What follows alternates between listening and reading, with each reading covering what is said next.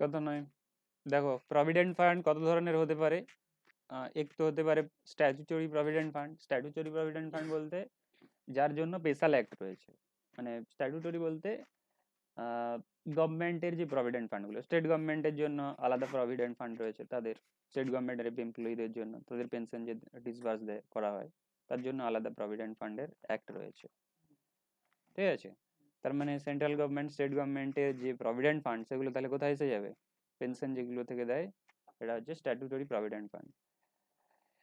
এরপরে recognise provident fund, এটা হচ্ছে এমপ্লয়িজ, প্রাইভেট সেক্টর এমপ্লয়ীদের জন্য, যেটা তোমরা পড়ে এসেছো, এমপ্লয়িজ প্রভিডেন্ট ফান্ড অর্গানাইজেশন যে রয়েছে, EPFO organisation, employees provident fund and miscellaneous provision অ্যাক্টের আন্ডারে যে ফান্ডটা বানানো হয়েছে পেনশনের জন্য প্রাইভেট সেক্টর এমপ্লয়ীদের, তো সেটাকে বলা হচ্ছে রেকগনাইজ প্রভিডেন্ট ফান্ড।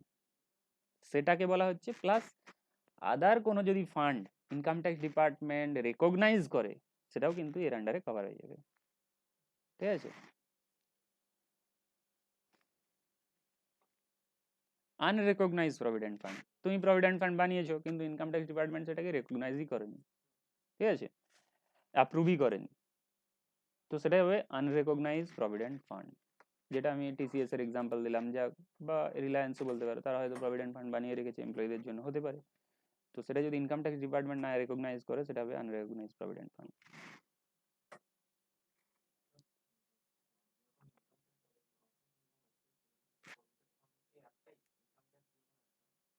হুম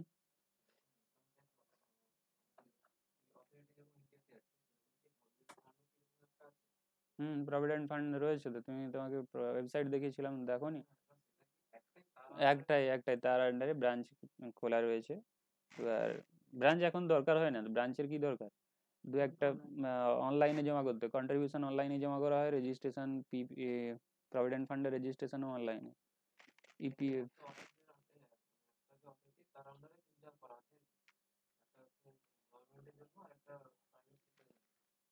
গভর্নমেন্ট দেখে নেয়, ঠিক আছে, গভর্নমেন্ট তার কি করবে সে গভর্নমেন্ট দেখে নেবে, প্রাইভেট সেক্টরে দেখো তুমি, ঠিক আছে, গভর্নমেন্টের আমি জানি না, বলতে পারছি না।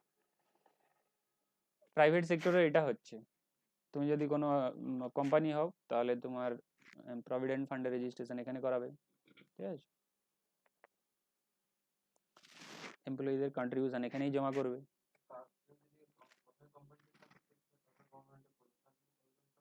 তো তো না, কেন চেঞ্জ হবে, তার প্রভিডেন্ট ফান্ডের যে অ্যাকাউন্ট ছিল সেখান থেকে সেটা তার সেখানে জমেই থাকবে, জমেই থাকবে, টাকা জমেই থাকবে, যতদিন কাজ করেছে তার তো অ্যাকাউন্ট খোলা আছে, পড়ে থাকবে, তো ব্যাংক অ্যাকাউন্টের মতো, ঠিক আছে। প্রভিডেন্ট আবার সরকারি কাজ করলে সরকারি সেখানে তার ওপেন খোলা, মানে পেনশন সেখান থেকে পাবে। পাবে, 5 বছর মিনিমাম রাখতে হবে। এখন আমি প্রভিডেন্ট ফান্ডের ডিটেলে অত যাচ্ছি না, ঠিক আছে।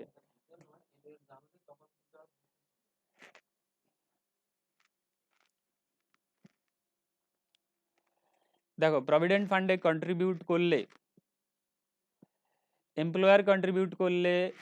এমপ্লয়ার যতটা কন্ট্রিবিউট করবে তোমার বিহাফে, এটা সরকারি এমপ্লয়ির কথা চলছে কিন্তু, কারণ স্ট্যাটুচরি আছে, স্ট্যাচুটরি প্রভিডেন্ট ফান্ড, এমপ্লয়ার যতটা কন্ট্রিবিউট করবে এক্সাম্পট,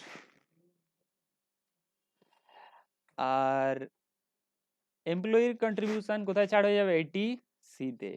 80C বলে একটা ডিডাকশন রয়েছে, যেখানে তুমি যদি কন্ট্রিবিউট করো ফিউচারের জন্য, এলআইসিতে টাকা জমা করো, প্রভিডেন্ট ফান্ডে টাকা জমা করো, ছাড় পাওয়া যায়, 80C বলে সেকশনে ছাড় পাওয়া যায়।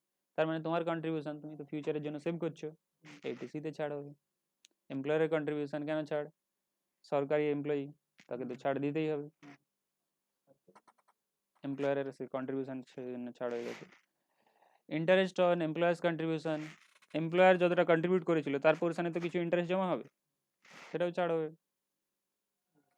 এমপ্লয়ির কন্ট্রিবিউশনের উপরে ইন্টারেস্ট, সেটাও ছাড় হবে, মানে সরকারের ক্ষেত্রে ছাড়েই ছাড়, ঠিক আছে। এরপরে এসে যাও রিটায়ারমেন্টের সময়, এটা তো তুমি যখন কন্ট্রিবিউট করছো এমপ্লয়ার যখন কন্ট্রিবিউট করছে তখন, এবার যখন তুমি লামসাম পাচ্ছ রিটায়ারমেন্টে তো পাবে, এমপ্লয়ার যতটা কন্ট্রিবিউট করেছিল সেটা ছাড়, এমপ্লয়ারের পোর্শন তো সেটা ইনকাম নয়, সেই জন্য নট ট্যাক্সেবল বা নট অ্যাপ্লিকেবল বলা যেতে পারে, কারণ সেটা তো ইনকামই নয়, তুমি তুমি কন্ট্রিবিউট করেছিলে, তুমি আবার রিটার্ন পাচ্ছ। ইন্টারেস্ট যেটা সেটা এক্সাম্পট, তার মানে স্ট্যাটুটরি প্রভিডেন্ট ফান্ডের ক্ষেত্রে কোনোটাই ট্যাক্সেবল নয়, কন্ট্রিবিউশনের সময়ও ট্যাক্সেবল নয়, আর রিটায়ারমেন্টে যখন পাচ্ছ তখনও ট্যাক্সেবল নয়, ঠিক আছে।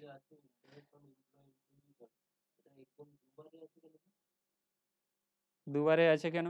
এটা পিরিয়ডিক কন্ট্রিবিউশন, পিরিয়ডিক কন্ট্রিবিউশন বলতে তোমার প্রত্যেক বছর বছর ইন্টারেস্ট জমা হচ্ছে, ঠিক আছে, আর এটা তুমি রিটায়ারমেন্টে যখন একসাথে পাচ্ছ, দুটোকে আলাদা করে বলেছে। যদি আমি ধরো রিটায়ারমেন্টে পাই, কোশ্চেন তো উঠবে না যে আমি যদি রিটায়ারমেন্টে পাই তখন কি হবে, তখন যে ইন্টারেস্টটা একসাথে পাচ্ছি, তো রিটায়ারমেন্টে পাও বা বছরে বছরে তোমার জমা হোক, দুটোতেই এক্সাম।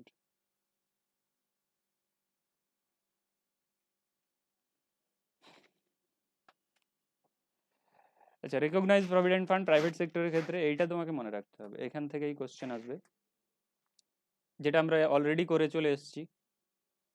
12%, 9.5%, 12%, 9.5% ছাড়, 12% এমপ্লয়ারের কন্ট্রিবিউশন ছাড়, আর সেই কন্ট্রিবিউশনের উপরে যে ইন্টারেস্টটা জমা হচ্ছে এমপ্লয়ারের কন্ট্রিবিউশনের উপরে, এমপ্লয়ার যেটা কন্ট্রিবিউট করেছে তার 9.5% ইন্টারেস্ট ছাড়, ঠিক আছে। আর এমপ্লয়ি যতটা কন্ট্রিবিউট করছে সেটা তো এইটিসিতে ছাড় হবে, ফিউচারের জন্য সেভ করছে, আর রিটায়ারমেন্টে যদি পেয়ে থাকে সেটা তো তার নিজের টাকা নিয়েই পাচ্ছে, কোনো অসুবিধা নেই। যদি ইন্টারেস্ট পেয়ে থাকে তখন ছাড়, ঠিক আছে, ওই কন্ট্রিবিউশনের উপরে এমপ্লয়ারেরও দুটোই। তার মানে শুধুমাত্র কন্ট্রিবিউশনের সময়ই তোমার ট্যাক্সটা লাগতে পারে যদি 12%-এর বেশি কন্ট্রিবিউট করে এমপ্লয়ার, আর ইন্টারেস্টটা যদি তোমার 9.5-এর বেশি। আচ্ছা, এখানে তোমার কিন্তু প্রত্যেক বছর দেখতে হবে কত ইন্টারেস্ট তোমার জমা হয়েছে। সাপোজ প্রভিডেন্ট ফান্ড অর্গানাইজেশন তোমাকে 12% ইন্টারেস্ট দিচ্ছে, তার মানে তুমি কত এক্সট্রা পাচ্ছ? 9.5 থেকে 12, আড়াই, 2.5 এক্সট্রা পাচ্ছ, তার উপরে তাহলে কিন্তু প্রত্যেক বছর ট্যাক্স লেগে যাবে, কিন্তু রিটায়ারমেন্টে আর ট্যাক্স লাগবে না প্রত্যেক এমপ্লয়ির ক্ষেত্রে। হ্যাঁ হ্যাঁ, এমপ্লয়িজ প্রভিডেন্ট ফান্ড যখন তোমার কন্ট্রিবিউট করবে ওরকম ডিস্টিংগুইশ করবে না যে এমপ্লয়ির জন্য, তো সবার জন্যই 10 হলে সবার জন্য। হ্যাঁ হ্যাঁ, অল ওভার ইন্ডিয়াতে আলাদা হতে পারে, হ্যাঁ হয়। এখানে sir employee contribution interest contribution, ওখানে যদি বলছেন যে interest on employer contribution and employee contribution, দুটো মিলিয়ে যে ইন্টারেস্টটা পাবো তার উপরে না না না, দুটো মিলিয়ে না, স্যালারির আন্ডারে দেখো, হ্যাঁ ঠিক, গুড কোয়েশ্চেন, কি আমার তো ইন্টারেস্ট জমা হবে, ইন্টারেস্ট তো জমা হবে, তো তার আবার দুটো পোর্শন রয়েছে, এমপ্লয়ার যতটা কন্ট্রিবিউশন করেছে তার ইন্টারেস্ট, আমি যতটা কন্ট্রিবিউট করেছি তার ইন্টারেস্ট, ঠিক আছে।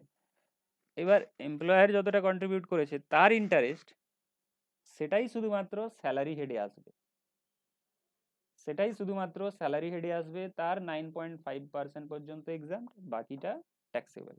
কিন্তু তুমি যতটা কন্ট্রিবিউট করেছো তার উপরে যে ইন্টারেস্ট, সেটা তোমার চলে যাবে ইনকাম ফ্রম আদার সোর্সের হেডে, সেটা চলে যাবে ইনকাম ফ্রম আদার সোর্সের হেডে, ঠিক আছে। এমপ্লয়িজ প্রভিডেন্ট ফান্ডে টাকা জমা করেছো, তোমার পোর্শনও গিয়েছে, এমপ্লয়ারের পোর্শনও গিয়েছে, তোমার পোর্শনের উপরে তুমি ইন্টারেস্ট পাবে, তো তোমার পোর্শনের উপরে যে ইন্টারেস্ট তুমি যতটা কন্ট্রিবিউট করেছিল তার উপরে যে ইন্টারেস্ট, সেটা ইনকাম ফ্রম আদার সোর্সে চলে যাবে, আদার সোর্স, এটা হেড, 5টা হেড পড়েছিলাম না, salary, business, profession, income from other সোর্সের হেডে চলে যাবে, কিন্তু যেটা এমপ্লয়ারের কন্ট্রিবিউশনের উপরে পাচ্ছ সেটা স্যালারি হেডে চলে আসবে, তার 9.5 ছাড় হয়ে যাবে। হ্যাঁ, এমপ্লয়ারের পার্সেন্ট কিন্তু লেখাই রয়েছে দেখো, ইন্টারেস্ট অন এমপ্লয়ার্স কন্ট্রিবিউশন, দুটো একসাথে মিলিয়ে ওখানে 9.5% পার অ্যানাম দেওয়া আছে। আচ্ছা এখানে দুটো বিলে আছে, ঠিক আছে, আমি এখানে তো করে দিয়েছে, আচ্ছা, অন্য সোর্স থেকে আমি দেখে তোমাদের ক্ল্যারিফাই করে দেবো কি দুটোর উপরে 9.5% কি শুধুমাত্র এমপ্লয়ারের পোর্শনের উপরে 9.5%, ঠিক আছে? স্যার 9.5% ওরা ক্যালকুলেশন করবে কি? আমার ধরুন যদি এমপ্লয়ার কন্ট্রিবিউশন 15% করলো, হুম ঠিক আছে, তো সেখানে 3% এর উপরে ট্যাক্স পড়বে কন্ট্রিবিউশনের উপরে। 3% উপর ট্যাক্স পড়ার পর 3% তো কেটে দিল, তারপরে যেটা বাকি থাকবে তার উপরে আবার যখন আমি লাস্টে যখন ইন্টারেস্ট পাবো তার উপরে আবার ট্যাক্স কাটবে। 3% কেটে নিলে বলতে 3% এর উপর ট্যাক্স কেটে নিল যখন কন্ট্রিবিউশন করছে। হ্যাঁ, তার উপরে সেটা ট্যাক্সেবল ইনকামে ধরা হলো, ট্যাক্সেবল ইনকামে ধরা হলো, কেটে নিল না তো, ট্যাক্স কাটলো না, এটা ট্যাক্সেবল ইনকাম। সাপোজ আপনি 12% মানে হচ্ছে এখানে ট্যাক্স কাটার তো কোনো নেই, এখানে ট্যাক্সেবল ইনকামের স্যালারির ভিতরে ঢুকছে, হ্যাঁ ট্যাক্সেবল স্যালারির মধ্যে ঢুকছে, এখানে ট্যাক্স কাটার কোনো ব্যাপার নেই, ঠিক আছে। ট্যাক্স কাটার এখানে কোনো নেই, ট্যাক্সেবল স্যালারির মধ্যে ধরা হবে যতটা তুমি 12%-এর উপরে তোমার কন্ট্রিবিউট করে দেওয়া হয়েছে।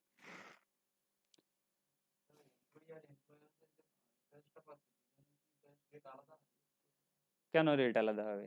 একটাই তো রেট হবে, কারণ একটাই অ্যাকাউন্টে তো জমা হচ্ছে, তুমি কিছু জমা করছো, ও কিছু জমা করছে, সেই মূল্যে তোমার ফান্ড বাড়ছে, রেট ইন্টারেস্ট একই, একটাই রেট অফ ইন্টারেস্ট হবে। আচ্ছা, তাহলে এবার আমি আনরেকগনাইজে চলে যাব, আনরেকগনাইজ প্রভিডেন্ট ফান্ড। আচ্ছা, তোমাদের বইয়ের হিসাবে তাহলে কি বলা আছে? তোমাদের বইয়ের হিসাবে বলা আছে কি দুটো টোটাল ইন্টারেস্টের উপরে 9.5 পর্যন্ত ছাড়, ঠিক আছে? এখানে যে বলা আছে দুটো কন্ট্রিবিউশনের উপরে যে টোটাল ইন্টারেস্ট পাচ্ছ তার 9 ছাড় হবে, বাকিটা ট্যাক্সেবল হয়ে যাবে, তার যদি বেশি পেয়ে থাকো।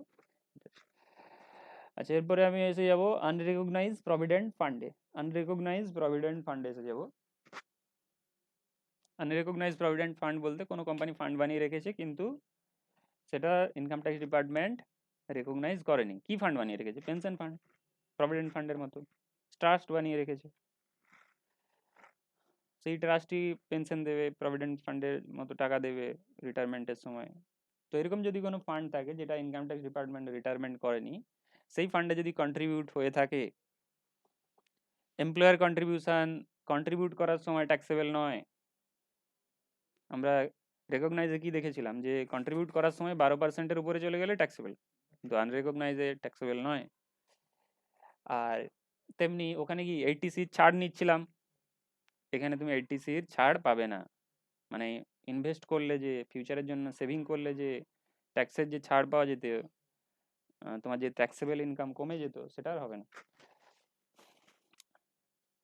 রিটায়ারমেন্টে কি হবে? রিটায়ারমেন্টে মানে রিটায়ারমেন্ট বলতে যখন তোমার লামসাম পাচ্ছ টাকা বা এজ 60 হয়ে যাওয়ার পরে পাচ্ছ, তো সেক্ষেত্রে স্যালারি হিসাবে ট্রিট হয়ে যাবে কোনটা?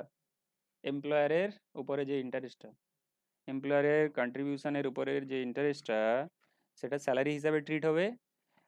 আর এমপ্লয়ির কন্ট্রিবিউশনের উপরে যে ইন্টারেস্টটা, সেটা আদার ইনকাম হিসাবে ট্রিট হবে, মানে আদার সোর্সের হেডে চলে যাবে, ঠিক আছে? তাহলে আনরেকগনাইজ প্রভিডেন্ট ফান্ডে কন্ট্রিবিউট করার সময় কিছুই হচ্ছে না, কিন্তু রিটায়ারমেন্টে তোমার স্যালারি হেডে ট্যাক্সেবল হচ্ছে ইন্টারেস্ট পোর্শনটা, এমপ্লয়ারের ইন্টারেস্ট পোর্শনটা, আর এমপ্লয়ির ইন্টারেস্ট পোর্শনটা চলে যাচ্ছে আদার ইনকামের হেডে, কিন্তু কন্ট্রিবিউশনের সময় তোমার কিছু ট্যাক্সেবল হচ্ছে না, আর 80C ছাড় পাচ্ছ না। কোম্পানির কাছে নয়, স্যালারি হেডে পড়ছো, কার হতে পারে না, স্যালারি হেডে পড়ছো, এখানে যে স্যালারি পাচ্ছে তার কথাই চলছে। হুম, কেন জানতে পারছে না? আনরেকগনাইজ প্রভিডেন্ট ফান্ড, এটা এই ফান্ডটা অ্যাপ্রুভ নেই, জানতে পারছো না নয়, এই প্রভিডেন্ট ফান্ডটা ইনকাম ট্যাক্স ডিপার্টমেন্ট অ্যাপ্রুভ করেনি, তো তার স্কিম ভালো লাগেনি, হতে পারে কি এই ফান্ড প্রোটেক্ট করতে পারবে না এমপ্লয়ীদের, সেজন্য অ্যাপ্রুভ করেনি।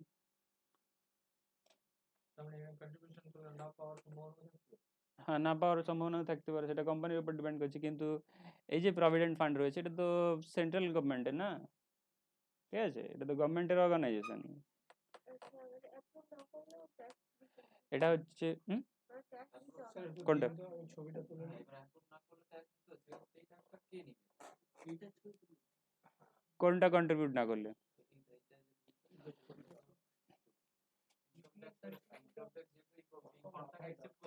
হুম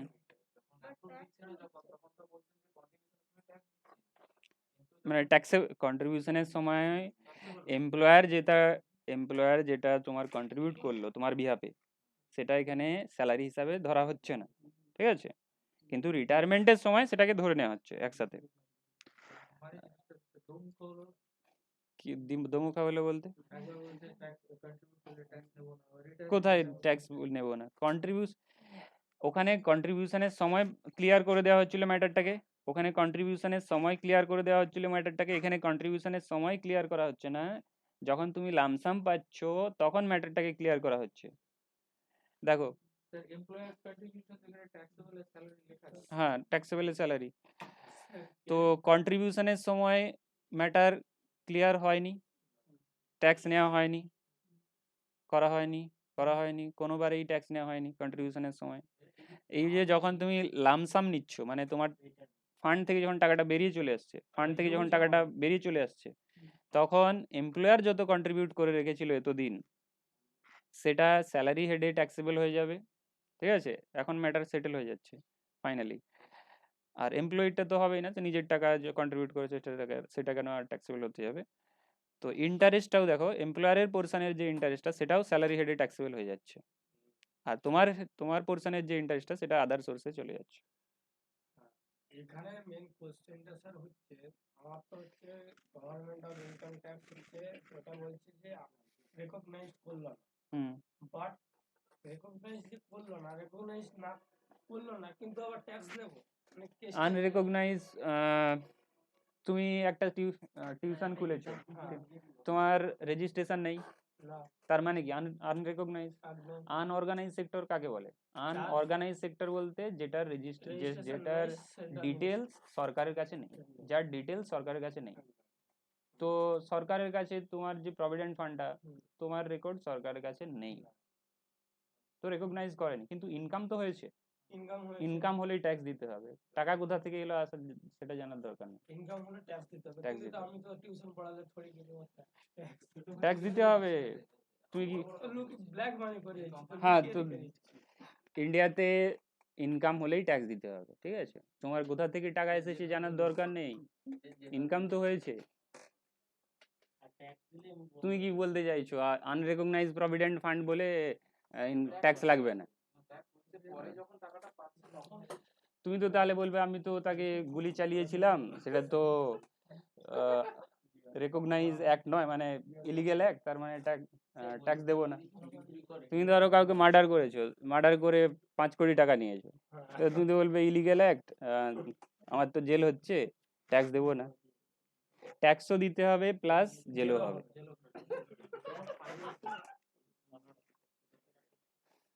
বলো এবার কি বলছিলে?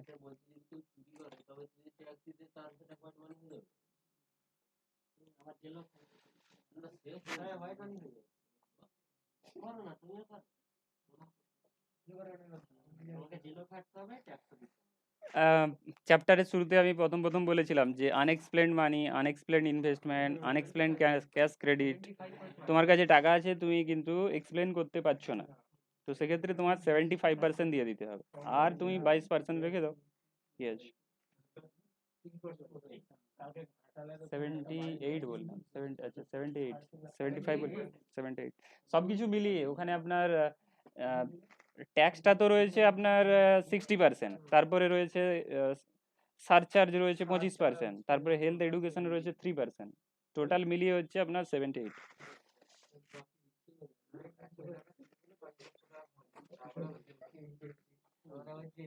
গ্রুপে যেগুলো পাঠিয়েছেন না, ওইগুলো আপনি যেটা লিখেছেন ওইগুলো আসেনি, আপনি কোশ্চেনটাকে আবার ফরওয়ার্ড করে দিন। কোশ্চেনটাকে কি ফরওয়ার্ড করে দিই? যেটা আপনি বললেন কেটে ওটা আসেনি, আসেনি? বিদ্যুৎ দপ্তরে পুরো 3.5 লাখ টাকা গহনা চুরি করেছে।